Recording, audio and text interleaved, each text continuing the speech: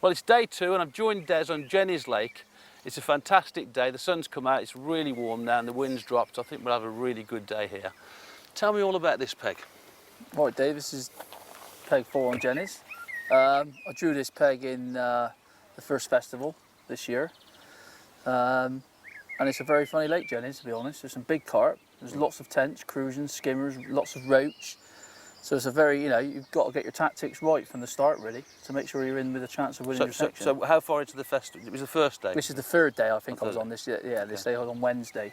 So obviously you've had 2 days previous, so I've tried to get as much info about the weights, what you needed to win your section, what tactics you needed to do it. That's the nice thing here, isn't it? I mean, at the draw, everyone knows what's happened the day before. That's right, yeah. I mean, obviously Jenny's it's only been used in the recent couple of festivals.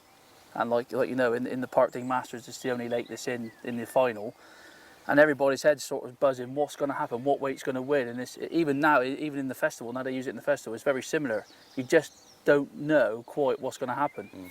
So did you do your homework? I assume you did after the draw to find out what had happened on the previous days. Yeah. I mean, obviously we stay with each other, and there's lots of us know each other. So if anybody's been on this lake the day before, then you're obviously after that information off of those people on the evenings. So based on the information you gleaned from that, what was your plan? My plan really was, obviously on the actual day, it was very windy anyway, and you weren't going to be able to fish the pole out. Probably 11. I think I fished 11 meters, which is about the maximum I could hold it.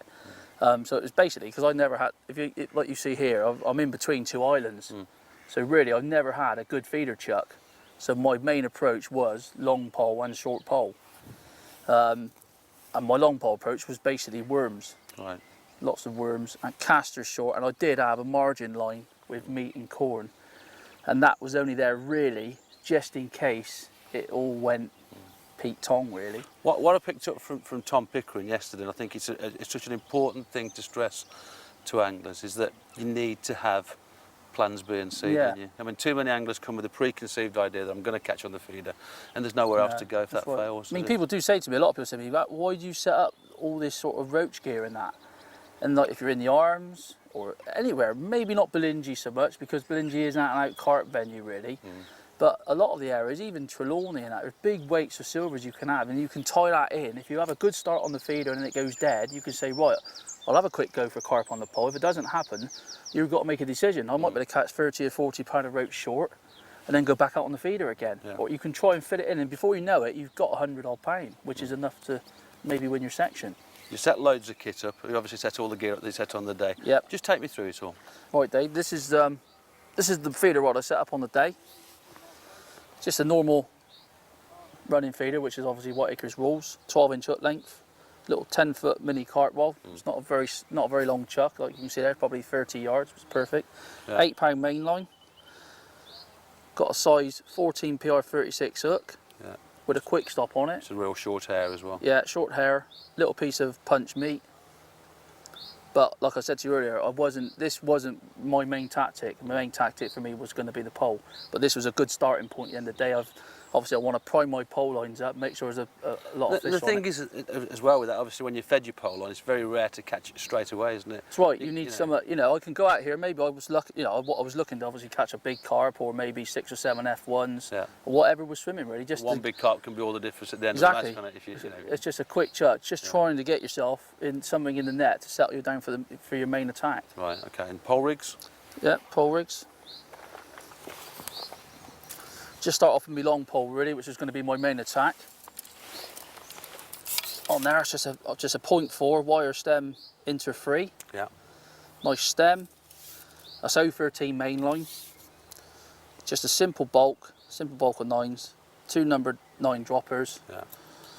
I've got a 16 PR 32 hook on there. Right. And you're always using hook lengths with this as well? Always use the hook lengths. Yes. Like you see, all my hook lengths are all done. Okay. These are so useful, aren't they, these little boxes? They are absolutely brilliant, yeah. I say in there, I've got different hook sizes, different line, different grades of line, all ready to go. So for this type of fishing then, what hook length, have you got a standard about length 6 inches to be honest. Yeah. 6 inches, which is obviously the same length as that actual hook box. So there was a trend, wasn't there, for a long time, where anglers were just making up rigs tying direct, but there's all sorts of complications with that. Yeah, I mean, at the end of the day, when you're fishing a festival, if something happens to my hook, I snap it off or damage the line, it's literally, you know, 20 seconds to put a new hook on my way again. Excellent. And what about elastic on that one? Yeah, well, on this setup, because in this lake you're fishing, there's a lot of tench, there's cruisings, it's basically big silvers. You're trying to catch 50-pounder of silvers. I've got actually 5 on here, which is the original elastic, but it's just doubled up. As you can see from that. Oh, I know. You and I had a conversation back at the World Champs last year about this, and Alan Scotthorne started this. He did, yeah, he did. And I must admit, and you weren't quite convinced at the time. No, I wasn't. Until I've used it. I've used it on these sort of waters where you are fishing for good quality silvers and bream and tench. I used it this year in this festival, and it must admit, I'd take some beating, to be honest. It's like Why is it so good, do you think?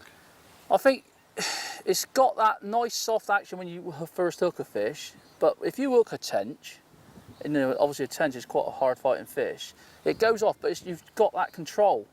Where if I was fishing number 6, you're sort of out of control of it for a while. With this, it keeps the fish seems to think, oh, hang on, I'm under some pressure here. And do you double up a lot of different numbers? To be honest, number 5 is about the only one I used. Yeah, okay. To be honest. And how do you attach that? How do you actually put well, that that's basically, we start off at this, the end. I've got a pull bung. Right. With a bead on the end. It's basically, as you can see, it's doubled up there. Yeah. Comes through the bead, and just tie a knot. Okay. And on the business end, like you can see there, Dave, there's the elastic connector. The elastic, I can just take that little thing off at the top. So you haven't knotted it at all? No, that just runs straight through there. It's very simple, because then you can get the actual thing right. The elastic's working together in one. Yeah. And of course you can use a tiny connector as well. There's no tiny knots to stop connector. anything. No, it's very simple. Okay.